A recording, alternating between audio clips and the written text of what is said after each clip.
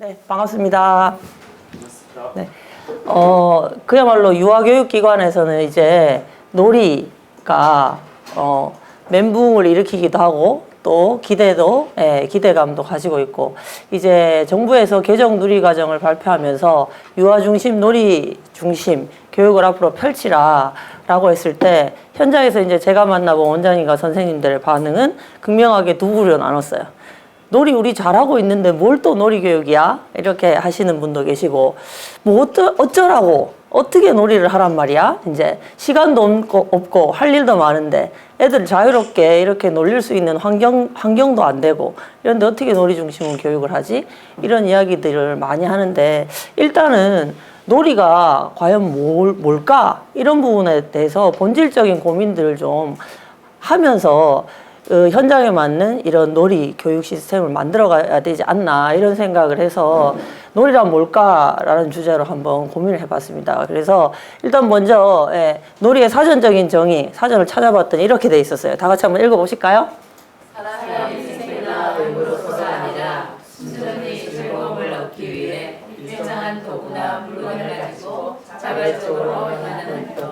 예, 생계나 의무로서가 아니고 그야말로 재미, 즐거움을 위해서 하게 되는 이런 활동이 놀이라고 정의를 했는데, 우리가 사실은 이 세상에 존재하게 된 이유가 자발적이지 않죠. 예, 그냥 나도 모르게 이 세상에 태어난 순간 우린 똑같이 무엇을 향해 달려가고 있나요? 누구라도 똑같이 죽음을 향해서 달려가고 있는, 아주 이런, 어떻게 생각하면 되게 허무하기도 한데, 그 죽음으로 달려가는 그 삶에서 인간에겐 자유의지라는 게 있어서 무엇을 선택해서 자기의 삶을 어떻게 가치 있게 이끌어 나가느냐의 문제인 것 같은데, 그 가치 있는 삶을 살기 위해서 아마 우리 아이들 뇌가 성인들보다 훨씬 더 같은 자극에 대해서 도파민이 많이 분비된다고 하거든요. 그 이유가 뭔가 내가 열정을 쏟을 수 있는, 흥미를 가질 수 있는, 정말 재미를 느낄 수 있는 이런 부분들을 어려서부터 경험해서, 그래서 점점 살아가는 동안 내가 즐거움과 재미를 느낄 수 있는 그런 의미 있고 재미있는 그런 삶을 살아가라고 해서 이렇게 우리 뇌가 반응을 하는 건 아닐까, 이런 생각을 해봅니다. 그래서 놀이에 있어서 여기에 나와 있는 것처럼 가장 중요한 건 즐거움. 일단 놀이의 목표는 재미예요. 그래서 요즘 뭐 EBS의 이런 다큐나 이런 데서 놀이에 관련된 여러 가지 것들을 방영을 많이 하는데, 그 놀이에 관한 것들 중에서 뭐 요즘 유행어처럼 번지는 게 진짜 놀이, 가짜 놀이, 이런 게 있어요. 그래서 원에서도 선생님들이 가장 아이들 놀이 잘 진행되고 있나요? 이렇게 물어보면 뭐 어떤 거 하고 있나요? 그러면 이구동성을 하는 게 자유선택놀이 하고 있어요. 이렇게 얘기하거든요. 근데 아이러니하게도 자유선택놀이가 끝나고, 자 얘들아 이제 정리하고 뭐 하자, 선생님은 뭐 하자 이러면 아이들은 선생님 근데 우리 언제 놀아요? 더 놀아도 돼요?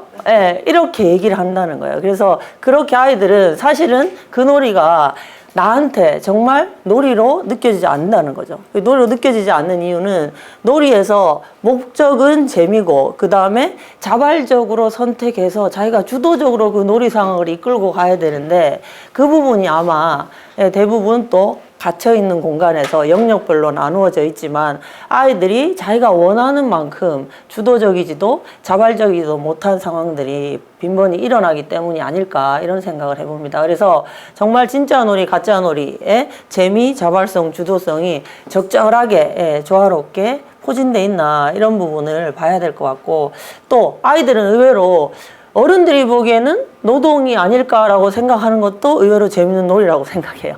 예를 들면 어떤 원에서 이제 아이들에게 이제 실로 이렇게 깨서 직조하는 것 같은 그런 놀이감을 이렇게 놔두고 아이들이 이렇게 몇 번 직조를 해보더니, 야 이거 내 것만 만들 게 아니고 우리 반 아이들 전체가 덮을 수 있는 커다란 담요를 만들자, 이렇게 해서 무려 6개월 동안 그걸 매일 올 때마다 같은 반 아이들이 짜면서 그걸 가지고 그렇게 재밌게 놀았답니다. 근데 우리가 볼 때는 저건 노동 아니야 싶은 것도 아이들에게는 뭔가 내가 하고 하고자 하는 스스로의 자발적 선택이 있었기 때문에 그 6개월 동안에 그걸 해내는 동안 재미난 놀이로 생각했던 게 아닐까. 그래서 우리가 놀이를 어른의 관점이 아닌 정말 아이들의 눈높이로 이렇게 바라볼 수 있는 그런 관점의 이동이 필요할 것 같고요.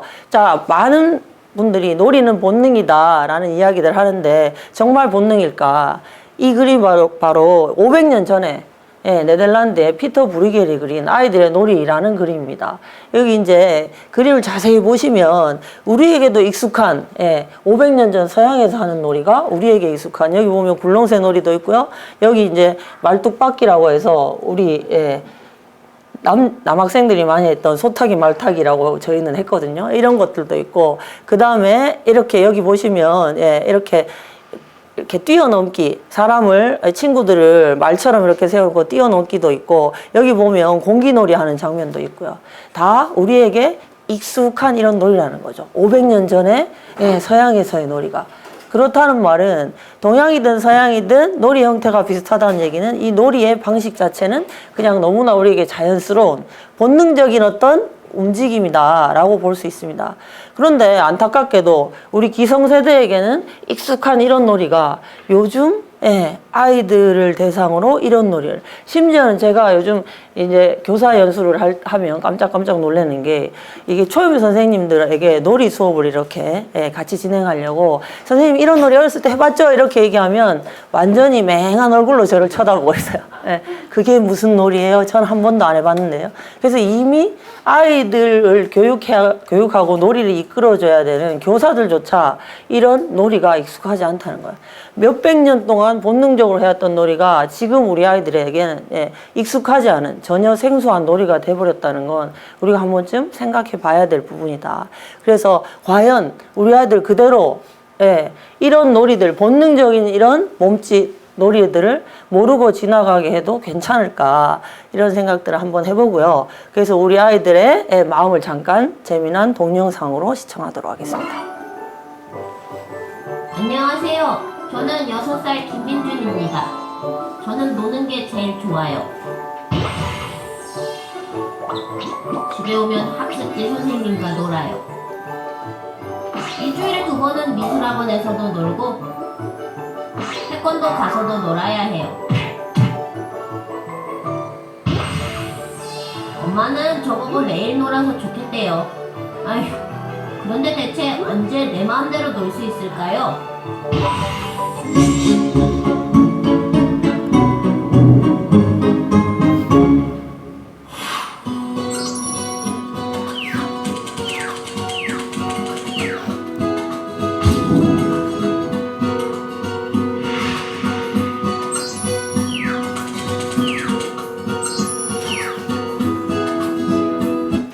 네.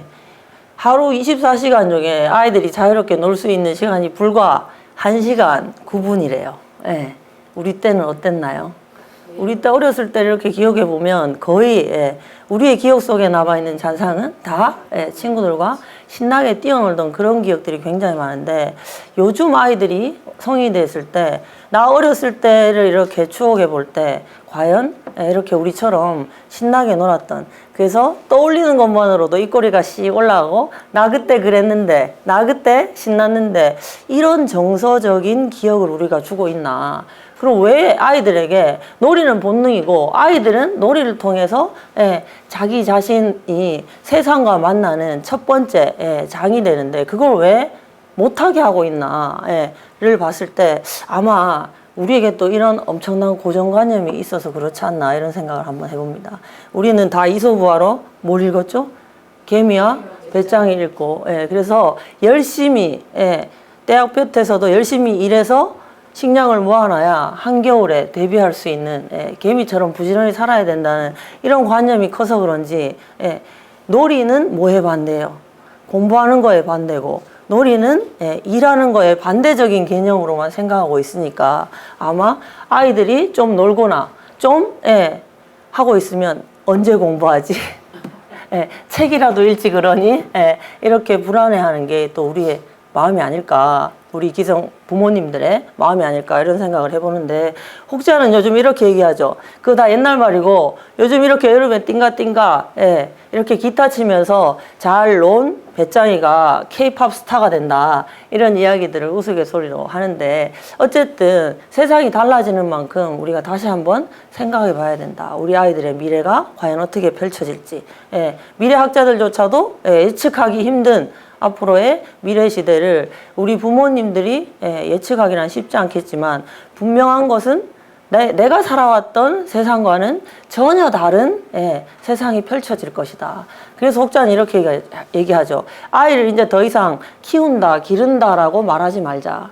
그거는 부모가 살았던 시대랑 비슷한 시대를 살아갈 그런 안정적인 세상에서는 일방적으로 화초를 키우듯이, 강아지를 기르듯이 이렇게 일방적으로 길러도 되지만, 이제 예측할 수 없는 미래를 살아갈 우리 아이들에게 부모가 일방적으로 뭔가를 교육하고 뭔가를 이끌어 준다면 아이의 미래는 어떻게 될지 모른다. 그래서 부모는 아이와 함께 성장하자라는 표현을 쓰는 게 옳지 않겠냐, 이런 말을 하더라고요. 그래서 굉장히 제 마음에도 와닿았고요. 실제로 우리 부모님들이 이렇게 걱정하는 것처럼 과연 놀이를 잘하면 어떤 일이 일어날까? 삐아제, 유명한 교육학자이자 심리학자인 삐아제는 아이의 자발적인 놀이가 동기유발 불안에 대처하는 방법, 자아개념 형성과 같은 통합적 지적 능력 발달에 지대한 영향을 미친다라고 얘기했습니다. 실제로도 요즘 이제 뇌과학이 발달하면서 놀이를 뇌과학적으로 어떻게 변화가 일어나고 어떻게 성장시키나를 전문적으로 연구하는 기관도 있어요. 자, 아이들이 잘 놀면 아이들 뇌에 어떤 영향이 있나 잠시 한번 보겠습니다. 영국 케임브리지 대학교, 여기에 세계 최초의 놀이 연구소가 있습니다. 놀이를 과학적으로 연구하고 그 가치를 증명하기 위해 설립된 센터. 이곳에서는 놀이를 이렇게 정의합니다. The reason why we developed to evolve in this way because that allows us the freedom to play. Play is central really to a whole range of different aspects of human development. 놀이는 인간의 성장뿐 아니라 인지 발달에 지대한 영향을 미친다는 것입니다.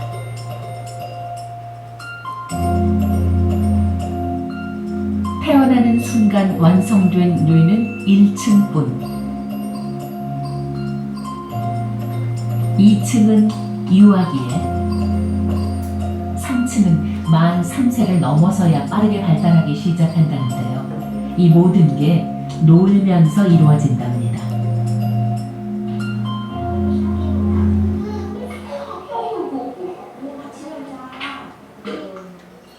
엄마가 들려주는 소리에 반응하고 스스로 다양한 소리를 만들어 보기도 하며,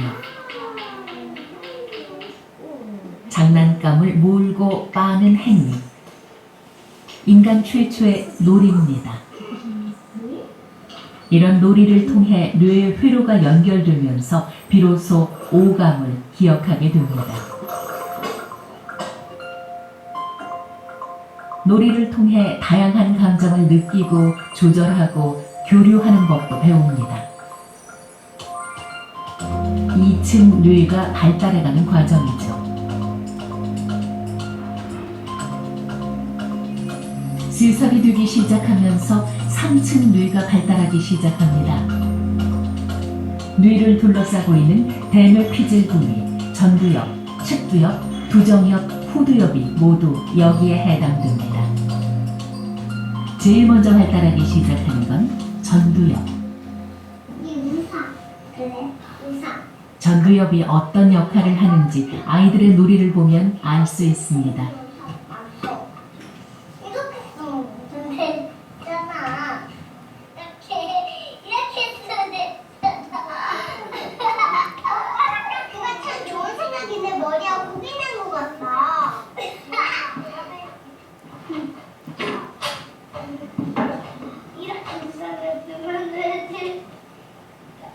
정리는 머리에 포기 난 것 같네. 내가 나가 골라줘야겠다. 있다. 영상놀이. 이맘때 아이들이 흔히 하는 놀인데요. 창의력이 싹트는 과정이랍니다. 우리 도시 만들 거예요. 공사 공원을 만들 거예요. 그건 뭐야? 그거? 아, 다리. 근데 걔는 길도 있어야 되나? 이게 이거는 합창이야. 근데 여기 집부터 길어. 야, 이 기분형들. 그래. 목표를 세우고 계획할 뿐 아니라 실행에 옮기는 법. 넌 이쪽으로 못 가요. 아, 이렇게 가야지. 이쪽으로 가는 거지. 이제 책 너 쪽으로 가야 하는데. 아, 그러면 이렇게 할 수 있는데 내 쪽으로 가는 건 있어. 문제를 해결하는 법.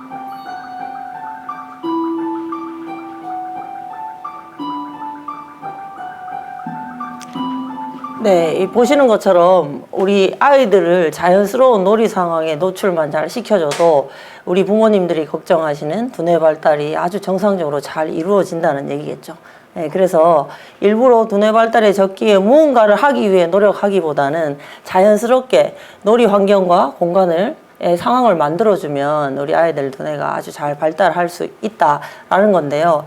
이 부분에서 제가 또 이 영상을 보면서 한 가지 아쉬운 것들이 이렇게 요즘 아이들은 어떤 공간 안에서 뭔가 놀이하는 게 익숙하다 보니까 저렇게 어떤 놀이감을 가지고 노는 경우가 많아요. 심지어는 밖에 놀이터에 가서 놀 때도 놀이터에 이미 그네라든지 미끄럼틀이라든지 이런 게 다 구성되어 있으니까 아이가 바깥 놀이 하러 나갔을 때 이렇게 관찰해 보면 어제 놀았던 방식대로 오늘도 또 놀고 오늘 놀았던 방식대로 미끄럼틀 올라갔다 내려갔다 좀 지루해지면 그네 왔다 갔다 그것도 지루해지면 시소 이런 식으로 비슷한 놀이들을 계속 물론 놀이에 있어서 반복은 굉장히 중요하지만 우리가 조금 더 뇌의 수직적인 삼층 구조를 골고루 신체 정서 인지뇌를 골고루 잘 발달시키려면 먼저 자기 몸을 다양하고 유기적으로 움직이면서 누군가와 교감을 통해서 상호작용을 통해서 정서를 풍부하게 느끼고 그것을 통해서 내가 나의 느낌과 나의 감정과 나의 생각들을 잘 관찰하고 바라보는 이런 인지적인 뇌 발달을 도모하는 게 굉장히 더 필요하지 않을까. 그래서 우리 예전에는 놀이터가 없어도 이런 골목길에서 신나게 잘 놀았던 기억들 다 있으시죠? 동네 형과 누나 그리고 꼬맹이들까지 모두가 한데 모여 놀던 시절. 놀기 위해서는 친구의 의견을 들어야 했고 지는 것도 받아들여야 했으며 또 참을 줄도 알아야 했습니다. 골목길은 나를 단련시키고 함께 살아가는 법을 배우는 또 하나의 학교였습니다. 우리는 그렇게 어른이 됐습니다. 그러나 언제부턴가 골목길에서도 동네 놀이터에서도 아이들이 자취를 감추었습니다. 세상을 배웠던 학교도 사라진 것입니다. 네, 여기서 말하는 세상을 배우는 학교. 어쩜 우리가 학교에서 지식적인 공부를 많이 하면서 지금까지 살아왔지만 우리가 인간이 가장 인간을 행복하게 하기 위한 이 주변 사람들과의 관계를 조화롭게 잘 유지하고 만들어가는 그런 역량들은 이 자연스러운 골목길에서의 놀이를 통해서 다 우리 배우지 않았나. 그런데 안타깝게도 요즘 아이들에게는 이런 놀이의 기회를 우리가 충분히 제공하지 못하고 있지는 않나 이런 생각을 한번 해보고요. 앞으로 인공지능 시대를 살아갈 우리 유아들을 어떤 교육을 해야 될까. 제가 구글이 선정한 최고의 미래학자라고 하는 토마스 프레이 강연회를 들어간 적이 있는데요. 그분이 뭐라고 하시냐면 앞으로 그때 이제 중고등학생 청소년들도 많이 나와 있었거든요. 그 청소년들에게 희망적인 메시지를 좀 주라라고 제가 이제 요청을 했더니 그분이 하시는 말씀이 지금처럼 너희들은 지금 어른처럼 노동에 투자하는 생계를 위한 노동에 투자하는 시간이 그렇게 길지 않을 것이다. 일주일에 한 3, 4일 그것도 반나절 정도만 노동을 하면 충분히 생계가 유지되는 그런 사회가 펼쳐질 거기 때문에 그 남는 시간들, 나머지 시간들을 너희들은 자기 개발하면서 그렇게 자유롭게 뭔가를 하면서 보낼 수 있다. 이런 메시지를 주더라고요. 근데 그런 메시지를 받는 순간 저는 이런 생각을 했어요. 와, 이제 놀 줄 모르면 큰일 나겠구나. 그 남는 시간들을 어떻게 보낼 것인가. 그래서 뇌교육에서는 40년 전부터 모토가 이 세상의 모든 문제를 해결하기 위해서는 첫 번째, 나와 잘 놀면 된다 였어요. 그래서 저희 뇌교육에서 바라는 놀이는 먼저 나와 잘 놀자. 어떤 장난감이나 어떤 대상이 아니고 나와 잘 놀자. 그래서 내 몸을 잘 쓸 수 있고 내 몸을 쓰면서 나는 어떤 느낌을 느끼고 그 몸의 움직임을 통해서 어떤 감정이 일어나고 그런 감정들이 쌓여서 나는 어떤 생각들로 어떤 선택을 하고 행동을 하는지 이런 자기 관찰과 자기와 잘 소통하는 그런 인재, 그런 인지 능력들이 앞으로 굉장히 필요한 역량이 될 거고요. 이렇게 나와 잘 노는 친구들은 당연히 주변에 어떤 것을 제공해줘도 잘 상호작용하면서 공감을 하면서 잘 놀게 되겠죠. 그리고 한 단계 의식을 높여서 나와 놀고 친구와 놀고 이 지구라는 큰 환경과 조화롭게 커뮤니케이션을 잘 할 수 있는, 지구라는 환경을 잘 보존하고 이끌어갈 수 있는 그런 인재가 우리 뇌교육에서 바라보는 잘 노는 인재라고 생각합니다. 여러분도 동의하시나요? 네. 그래서 이런 인재를 키우기 위해서 저희 키즈 뇌교육에서는 전국에 있는 수많은 유아교육 기관을 대상으로 열심히 뇌교육을 전달하고 있습니다. 감사합니다.